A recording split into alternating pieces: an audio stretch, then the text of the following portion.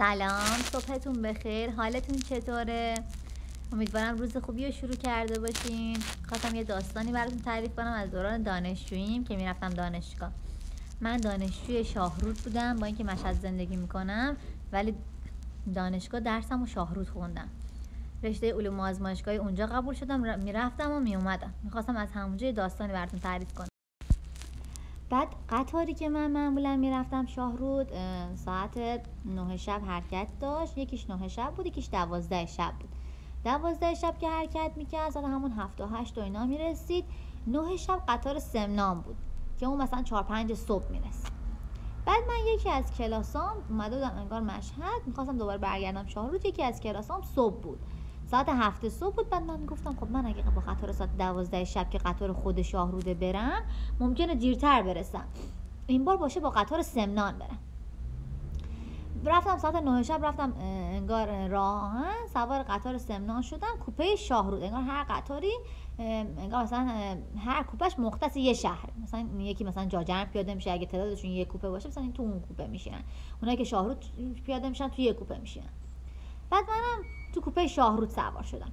کوپه شاهرود نگاه کردم فقط من یه نفر خانم بودم، همه بقیه آقا بودن. یکم معذب بودم. گفتم به این مأمور قطار که میاد بلیط‌ها رو چک میکنه، گفتم که میشه لطفاً منو جابجا کنین بذارین توی کوپه دیگه که من راحت تر باشم، اینجوری معذبم. گفت باش. بعد من رفتم کوپه سمنان نشستم. کوپه سمنان انگار همه خانم بودن. بهش گفتم پس فراموش نکنی لطفا منو شاهرود بیدار کنی از خواب، چون ساعت 3 اینا میرسیدیم. گفتم احتمال داره بخوابم، حالا در صورتی که هیچ وقت من تو قطار خوابم نمیبرد. بعد اونم گفت باش. هیچی دیگه، من تو کوپه سمنان سوار شدم و نشستم. چند تا خانم بودیم، اینا همه خوابیده بودن. من گفتم جلوی در باشم که اگه خواستم شاهرود پیدا شم بقیه اذیت نشن. چند بارم به مأمور قطار تاکید کردم، اونم توی برگشت یادداشت کرد که مثلا شاهرود ایشونو صدا بزن. خب منم یه دختر دانشجو اونجا هم تاریک، کوپه انگار کوپه 9 و اینا هم بودیم فکر کنم. رئیس قطارم همیشه کوپه 1 بود انگار جایگاهش. بعد همش خودم میگفتن انگار یعنی میگن هیچ وقت تلقین نکنید، همش میگفتم خدای نکنه جا بمونم نیاد منو صدا بزنه، بعد چیکار کنم؟ هیچی دیگه. چیزایی که براتون تعریف میکنم کاملا واقعیت، یعنی هر بار که اینو تعریف میکنم قشنگ برام تداعی میشه این لحظات. بعد رسیدیم، انگار من همطور خواب و بیدار بودم، دراز کشیده بودم ولی اصلا نمیتونستم تو قطار هیچ وقت بخوابم. اون خواب راحت رو نداشتم، همش حالت میفهمیدم چه اتفاقاتی میفته، در حالت انگار فقط چشت بسته است. چشام بسته بود. یه جا قطار نگه داشت، یعنی همش که ایستگاه مختلف نگه می‌داشت که مثلا مسافراشو پیاده کنه. ببخشید. یه جا نگه داشت. بعدم یه سری افراد پیاده شدن. من هی می‌خواستم در کوپه رو باز کنم نگاه کنم ببینم یه وقتی شاهرود نباشه، چون حول و حوش هم ساعتا بود. بعد گفتم نه دیگه، چندین بار گفتم حتما میاد من از اینجا صدا میزنه. هیچ یکم انگار تو حالت خواب و بیدار بودم، یعنی انقدر رو حال خودم نبودم که حتما همونجا درو باز کنم. یکم که گذشت قطار دیگه انگار می‌خواست حرکت کنه، همون لحظه چشامو باز کردم. گفتم بذار باز کنم در کوپه رو باز کنم، والا بقیه هم ممکنه بیدار شن، ولی خب دیگه مجبور بودم. در کوپه رو باز کردم. یهو نگاه کردم، یعنی تا چشم افتاد ایستگاه شاهرود، یعنی ایستگاه شاهرود اصلا، یعنی اونجا ضربان قلبم شروع کرد به تند زدن. یه حال بعد گفت یعنی هم دیدم ایستگاه شاهرود، دیگه نمیدونستم باید چیکار کنم. فقط در کوپه رو بستم، رفتم بدو دنبال اون مأمور قطاری که بگم چرا منو صدا نزدی، چی شد اصلا، یعنی حالت گیجم بودم. بدو از این بعد زد ایستگاه شاهرود، داشتم بقیه‌اش تعریف می‌کردم. خلاصه که دنبال مأمور قطار از این کوپه به اون خدای مأمور قطار کجاست. بعد یهو پیداش کردم. باز کردم در نصف شب بود، تمام قطار تاریک بود، ساعت 3 نصف شب، اصلا نمیدونی چه حالی داشتم. همینطور چمدونم برداشتم با خودم از این ور به اون ور می‌کشیدم که خدای من الان چیکار کنم.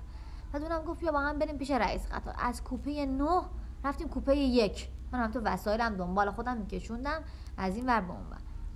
اشکا همینطور میریخت دیگه. گفتم خدایا الان من یه دختر تنها اینجا جا موندم، حالا چه خاکی به سرم بریزم. داشتم زنگ زدم به مامانم، گفتم مامان من 3 نصف شب بنده خدا رو خواب بیدار کردم. گفتم مامان من شاهرود رو رد کردم، دارم میرم یه ایستگاه دیگه ببینم چیکار. مامانم تفلک اونجا انقدر استرس گرفت، انقدرشون بنده خدا نشست گریه کرد و حالش بد شده. اینا خدای دخترم چی شده، زنگ زده بود راهن مشهد و کلی دردسر درست شد.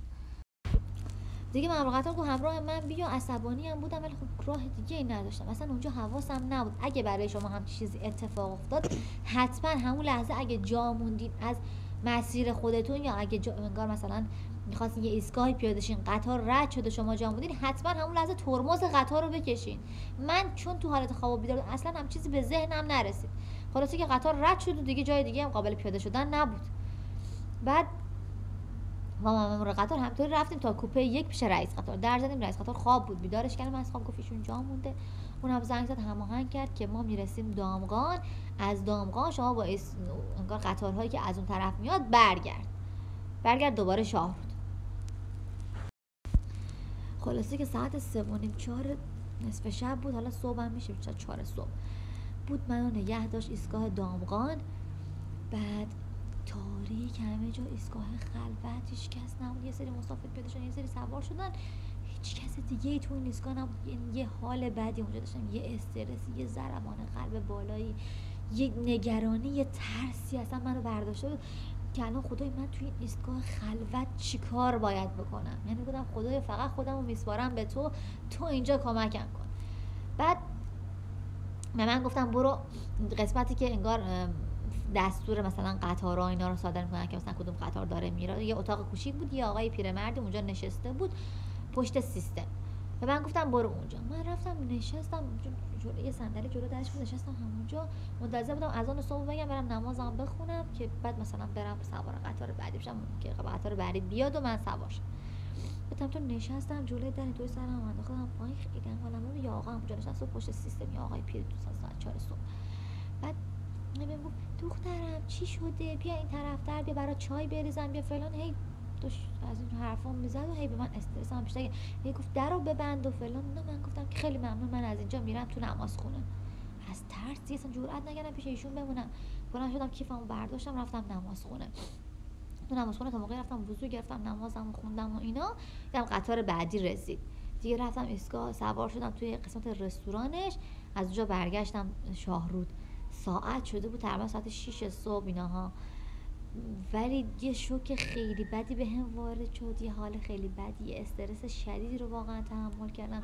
خودتون میدونید تو مملکتی که امیدوارم برای هیچ کدوم از آدمای این دنیا همچین اتفاقی نیفته. حالا شاید اتفاق خیلی چیزی نبود ولی برای من ترس داشت، دلهره داشت، وحشت داشت. پس اگه خواستم اینو به گوش همه برسونم که اگه همچین خدایی نکرده همچین اتفاقی براتون افتاد، حتما همون لحظه ترمز قطار رو بکشین که بتونید تو اون ایستگاهی که میخواین پیاده شین و این همه استرس و دلهره رو تحمل نکنید.